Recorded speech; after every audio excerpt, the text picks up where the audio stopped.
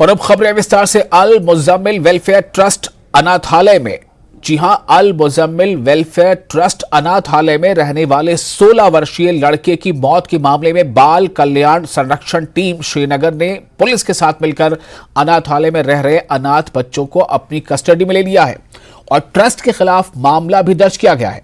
Trust को फिलहाल बंद कर दिया गया है। बता दें कि 15 जून को बांडीपोरा के 16 वर्षीय लड़के की लाश कंजर के नाला फिरोजा से बरामद हुई थी, जो उसी ट्रस्ट में पढ़ता था, उसी अनाथालय में रहता था।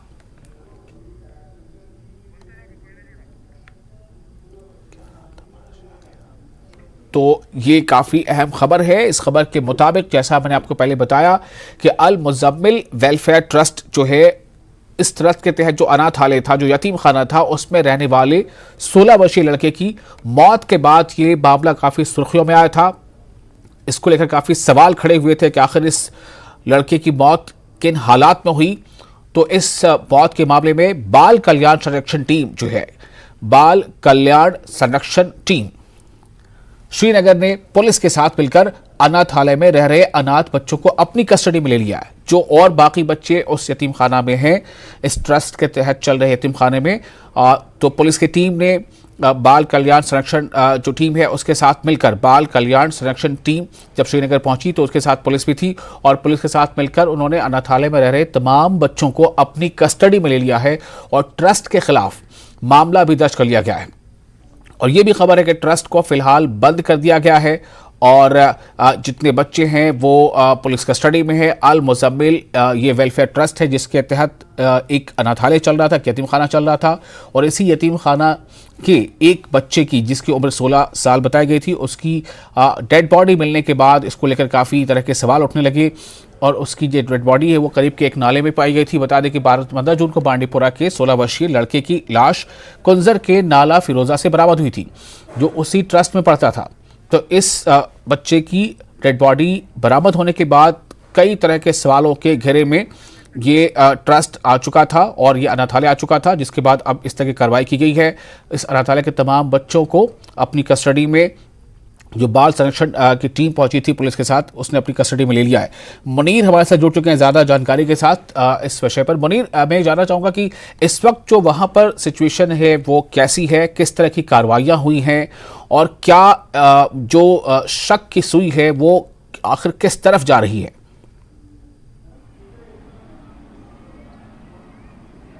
देखिए विशाल, ये जो मामला पेश आया है 15 तारीख को यहाँ कुंजर में जब डेड बॉडी मिली है, तो उसी वक्त जो ये ट्रस्ट चल रहा है लवेपुरा श्रीनगर के मज़ाफ़ात में, और उस वक्त सवालात उठने शुरू हो गए हैं कि इस बच्चे की मौत कैसे, वहाँ से 20-25 किलोमीटर की दूरी पे एक नाले में इसकी लाश मिली है, इसकी मौत कैसे हुई है और ये इस ट्रस्ट से कैसे बाहर आया है, किस तरीके से। तो उसमें सारे लोगों ने सवालात खड़े कर दिए हैं और इसके बाद पुलिस ने फौरन जब हरकत में आई है, पुलिस ने पहले ही लाश को अपनी तहवील में लिया, फिर पोस्टमार्टम हुआ नज़दीकी कुंजर हॉस्पिटल में और उसके बाद लवाकिन के हवाले की गई है।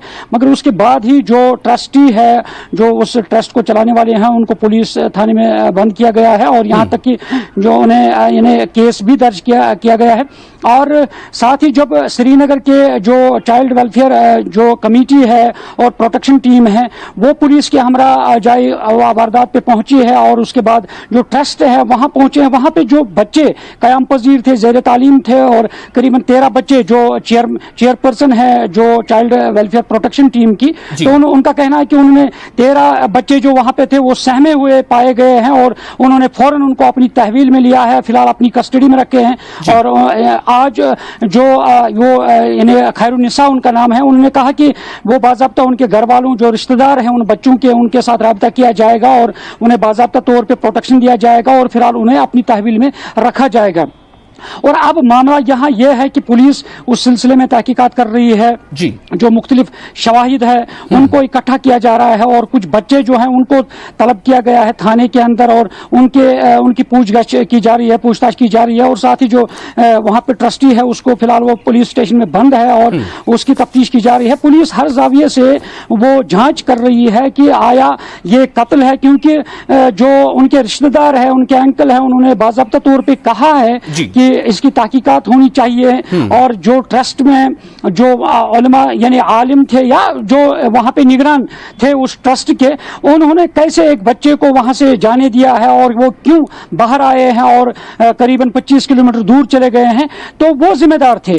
तो अब उन्होंने सवाल खड़े किए, उसकी तहकीकात होनी चाहिए, और पुलिस भी हरकत में आ गई है। पुलिस अपनी तरीके से तहकीकात कर रही है, पूछगछ कर रही है मुख्तलिफ जावियों से, और जहां यानी चाइल्ड प्रोटेक्शन जो टीम है वो भी अपने जाविये से उसकी जांच कर रहे हैं कि इस बच्चे को अगर वहां रखा गया है और ये यतीम बच्चा था और क्यों वो कुंजर पहुंचे हैं और कुंजर में उसकी लाश मिली है, और हर तरह से ये तहकीकात की जा रही है। और अब देखना है कि पुलिस, एक सवाल यहाँ पे ये करना चाहूंगा कि ये जो उस बच्चे की डेड बॉडी मिली थी नाला फिरोजा में, तो वो 15 जून की बात है, आज 2 दिन बीत गए हैं। तो इतने अरसे में जो आपने बताया कि जो ट्रस्टी हैं वो पुलिस की तहवील में है अभी, या ये कह लें कि थाने में बंद हैं, क्या उनकी तरफ से कोई भी बात कही गई अब तक? उन्होंने आखिर क्या वजह बताई होगी? उन्होंने क्या बताया इस बारे में कि बच्चा अगर गया तो कैसे गया, या उनका जो रुख है, जो पक्ष है, वो क्या है? ये मैं जानना चाहता हूं। देखिए विशाल, उस बारे में वो क्यों पुलिस स्टेशन में बंद है, और पुलिस के साथ भी हमने राब्ता किया है। अभी पुलिस उस बारे में कुछ नहीं कह रही है। पुलिस कह रही है कि हम तहकीकात कर रहे हैं, और तहकीकात होने के बाद ही ये सारा जो इंकशाफ है वो सामने आ जाएगा और ये सारा मामला बताया जाएगा। और फिलहाल अगर हम कहेंगे उस बंदे की बात, जो ट्रस्टी है, और कहा जा रहा है, अभी वो भी कंफर्म नहीं है, मगर कहा जा रहा है कि वो कुंजर का ही रहने वाला है, कुंजर इलाके से ताल्लुक रखते हैं, वो यही रह रहे थे। और हो सकता है, और जो मुख्तलिफ जराइम से पता चल रहा है, क्योंकि कह रहे हैं कि शायद उसने उस बच्चे को या कुछ और बच्चों को अपने साथ यहां ले आए होंगे, और या दूसरा कुछ मामला होगा। तो अभी उस बारे में कोई पुलिस की जानिब से कोई बात सामने नहीं आई है, ना उसका कोई प्रेस रिलीज आया है। मगर पुलिस का कहना है कि वो जब जांच करेंगे, जांच मुकम्मल होगी, उसके बारे में जो तफ्तीश की जा रही है, तफ्तीश के बाद ही पुलिस बाज़ाब्ता तौर पे बताएंगे कि मामला क्या हुआ है। अभी वो सारा मामला जो पुलिस स्टेशन में वो बंद है, तो अभी उस बारे में कोई यानी बात सामने नहीं आई है। मुनीर, मेरा ये सवाल है एक और कि ये जो अल मुज़म्मिल ट्रस्ट है जिसके तहत ये यतीम खाना चलता है, अनाथालय चलता है, ये किस इलाके में है? जरा इस इलाके के आसपास की जानकारी दीजिए, और इसके आसपास क्या रिहायशी मकानात हैं? क्या आसपास के लोगों ने कभी इस यतीम खाने के बारे में या अनाथालय के बारे में कोई ऐसी बात बताई है जिससे कुछ शक हो, जिस पे पुलिस कुछ काम कर रही होगी?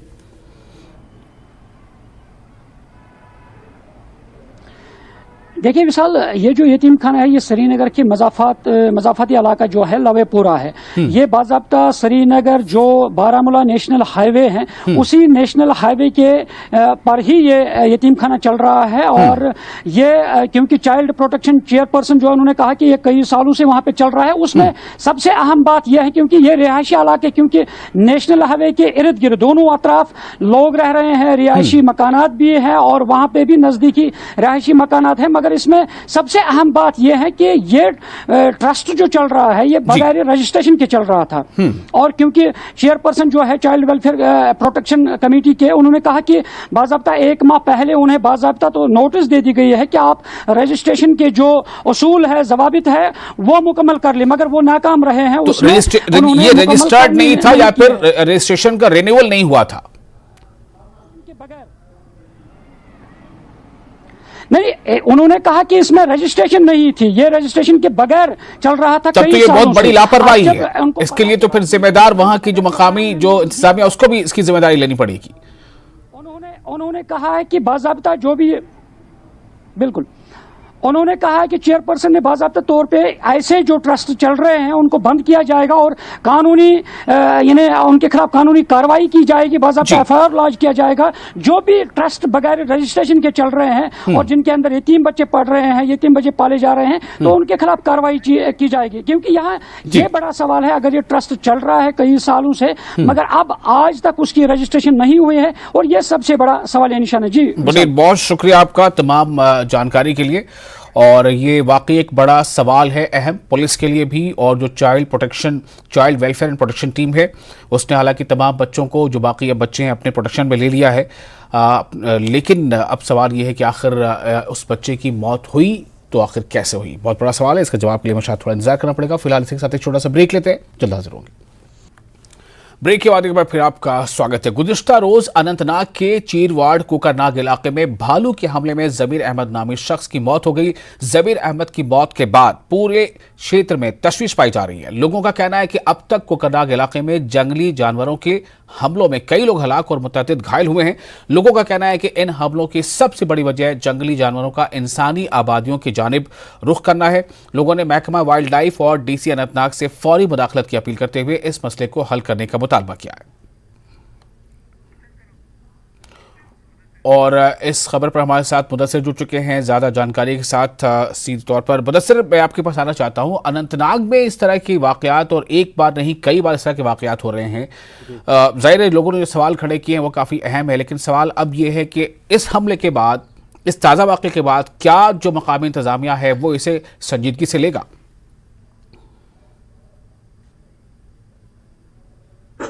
बिल्कुल विशाल, सबसे पहले मैं आपको बता दूं कि ये न सिर्फ अनंतनाग की बल्कि पूरे कश्मीर की बात है। अगर गुज़श्ता चंद दहाइयों की हम बात करेंगे तो जो मैन एनिमल कॉन्फ्लिक्ट है, यानी कि इंसानों और जंगली जानवरों के बीच तसादुम है, तो उसकी शरह में काफ़ी हद तक तशवीशनाक जो है इजाफा हुआ है। और इस वजह से आम लोग जो है काफ़ी परेशानी में मुब्तला हो गए हैं, और ख़ासकर वो लोग जो जंगलात के नज़दीक जो आबाद है।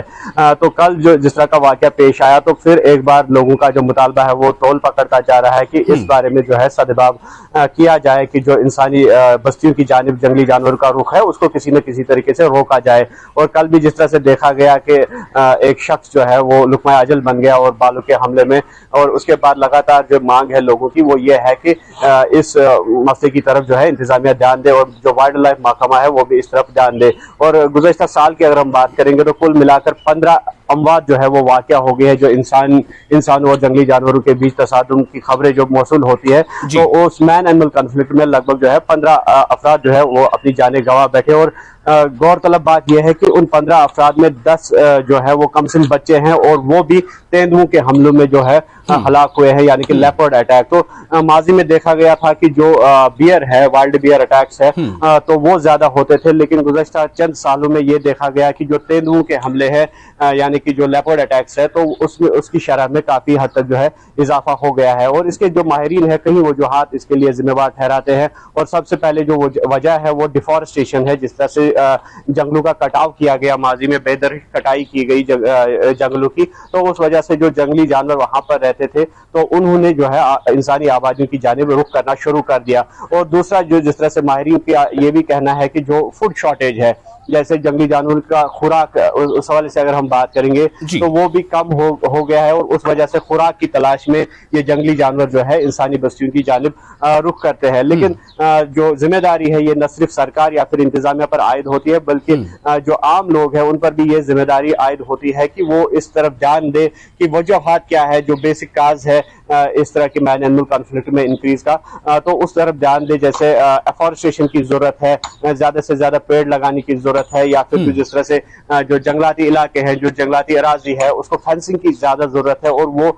जिम्मेदारी कहीं ना कहीं जो है डिपार्टमेंट ऑफ फॉरेस्ट्री या फिर सोशल फॉरेस्ट्री पर भी आयद होती है। तो जिस तरह से माहिरीन का ये भी कहना है कि अगर ये कलेक्टिव एफर्ट किया जाए, सरकार या फिर जो इंतजामिया है उसको कॉन्फिडेंस में लेकर जो लोग हैं, मकामी लोग हैं, वो भी इस तरफ अगर अपना टीम वर्क जो है अपना रोल अदा करे, तो इन जो तसादुम है, जो ये मैन एनिमल कॉन्फ्लिक्ट है, तो इसकी शरह में कहीं ना कहीं जो है जो नुमाया इजाफा हो रहा है उसको कम किया जा सकता है। जी मुदस्सिर, मेरा सवाल अब ये है कि लोग जो इसको लेकर काफ़ी नाराज़ हैं, गुस्से में हैं, क्या लोगों ने कुछ बहुत इंतजामिया के सामने कुछ मांगे रखी हैं, अपने कुछ मुतालबात रखे हैं, और क्या वो ये चाहते हैं कि जल्द से जल्द इन मुतालबात को पूरे किया जाए?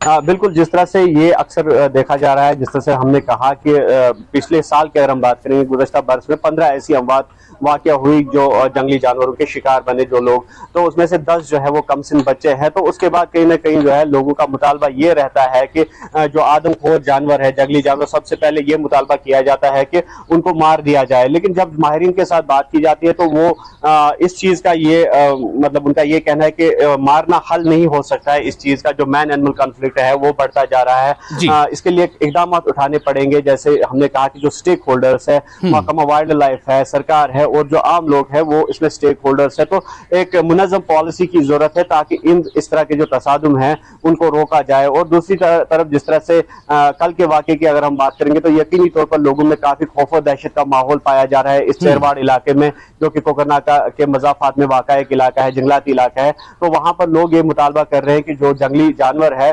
उनकी जो नकलो हमल है इंसानी बस्तियों की तरफ, तो उसको रोका जाए। और इसके लिए महकमा वाइल्ड लाइफ जो है उसकी कारकर्दगी पर भी सवालिया निशान लग रहा है और ये मुतालबा किया जा रहा है कि या केजेस लगाए जाए वहां पर इन इलाकों में, जिसके केजू या पिंजरे जो होते हैं, तो उसकी वजह से जो जंगली जानवर है उनको काबू किया जा सके। और लगातार अगर कोई आदमखोर तेंदुआ है या फिर आदमखोर कोई जंगली जानवर है तो ये भी मुतालबा सामने आता है कि उनको मार दिया जाए।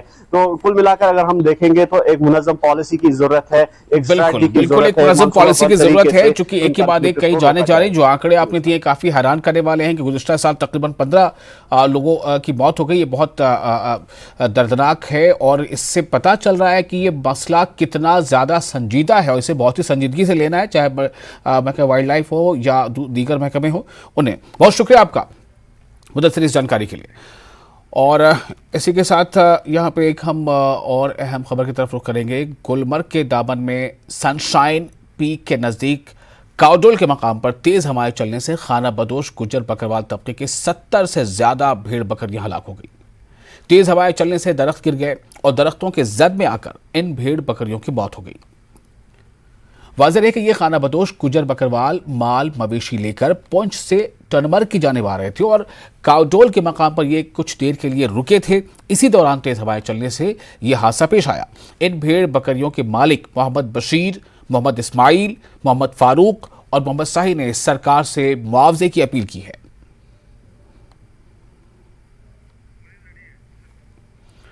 और इस वक्त हमारे साथ हमारे नुमाइंदे मुनीर जुड़ चुके हैं। मुनीर, ये जो मामला है, ऐसे अक्सर वाक़यात रूनुमा होते हैं और मौसम की अचानक तब्दीली से, लेकिन क्या ऐसे मामलों में कोई वाज़ेह पॉलिसी है और क्या ये जो इतना बड़ा ये धचका लगा है इन गुज्जर बकरवाल इन खानदानों को, तो इससे कैसे उबर पाएंगे?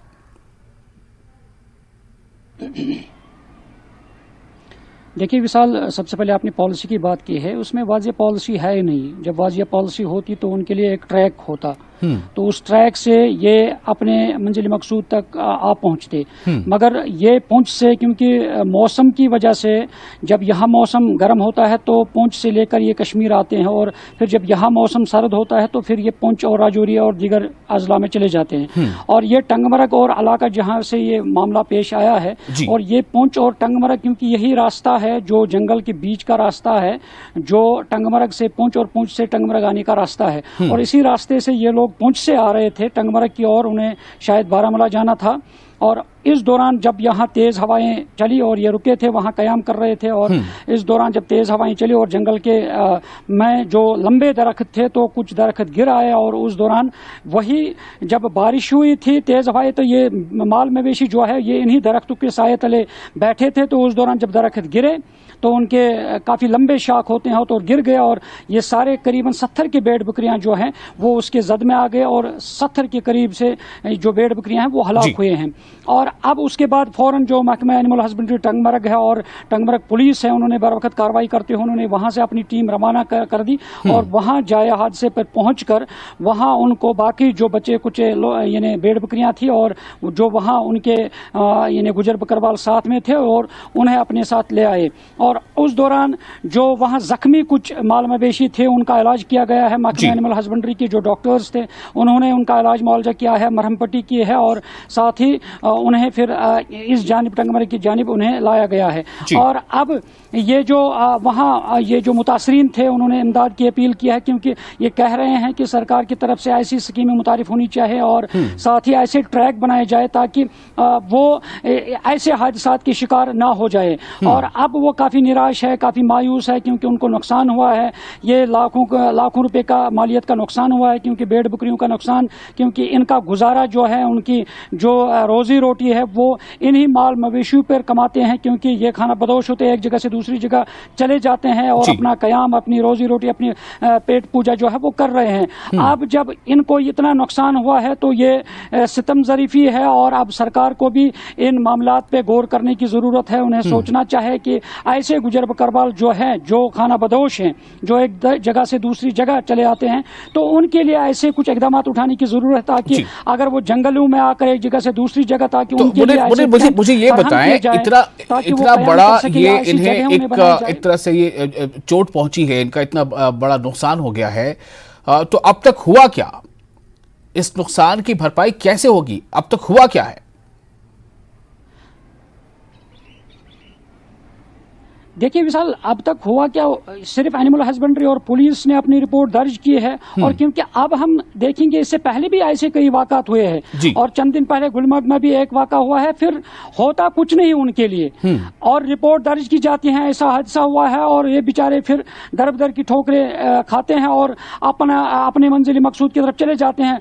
और होता यही है कि इनकी रिपोर्ट दर्ज की जाती है, बाकी उसके सिवा उनका कोई मुआवजा नहीं दिया जाता है, क्योंकि इन लोगों ने कहा भी है कि हमारे साथ ऐसा यानी बर्ताव किया जा रहा है, क्योंकि जब हमारा हादसा कोई आता है तो हमें कुछ मुआवजा नहीं मिल रहा है। उन्होंने सरकार से यही अपील की है कि नजरसानी की जाए उन पर और जो नुकसान हुआ है कम से कम उनकी इमदाद की जाए, ताकि वो फिर से अपनी जो ये रोजगार वो कमा रहे हैं, ताकि फिर अपनी टांगों पे खड़ा उठ सके। जी विशाल।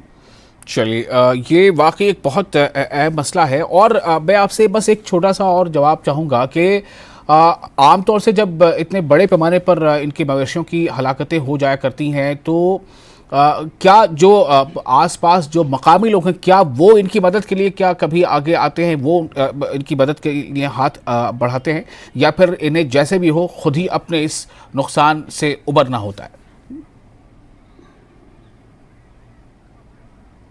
देखिए विशाल, यहाँ कश्मीर की रीत रही है, क्योंकि ये जो ईमानदारी और कश्मीरियत की बड़ी मिसाल दी जाती है यहाँ पे भाईचारे की, क्योंकि जब ऐसे भी कुछ हादसात होते हैं, चाहे गुलमर्ग की बात करें या बाकी जगहों की, उस वक्त मुकामी लोग यानी उस वक्त बढ़ चढ़ कर हिस्सा ले रहे हैं और उस वक्त उन हादसात को टालने के लिए या उनकी इमदाद के लिए सामने आते हैं। अब रही बात इस हादसे की, यह हादसा उस जगह हुआ है जहाँ पे कोई रिहायशी लोग नहीं रहते हैं, क्योंकि ये जंगल में बॉर्डर एरिया में हुआ है, क्योंकि पुंछ और जो गुलमर्ग और टंगमर्ग है उसके बीच में जो पहाड़ी है और वहां पे ये मामला पेश आया है। और उसके फौरन बाद जब यहाँ पुलिस हो और कुछ मुकामी लोग भी उनमें साथ में थे जो टूरिस्ट गाइड होते हैं, और साथ ही जो एनिमल हस्बेंड्री की टीमें हैं वो वहां पे गई है। और यहाँ जब इस तरह के वाक़ात जब रोनमा होते हैं, चाहे रहायशी इलाका हो उसके नजदीक जब होते हैं, तो जरूर लोग निकलते हैं और बचाव कार्रवाई में हिस्सा लेते हैं और लोगों को अस्पताल पहुंचाते हैं। तो कुल मिलाकर इनके लिए थोड़े अभी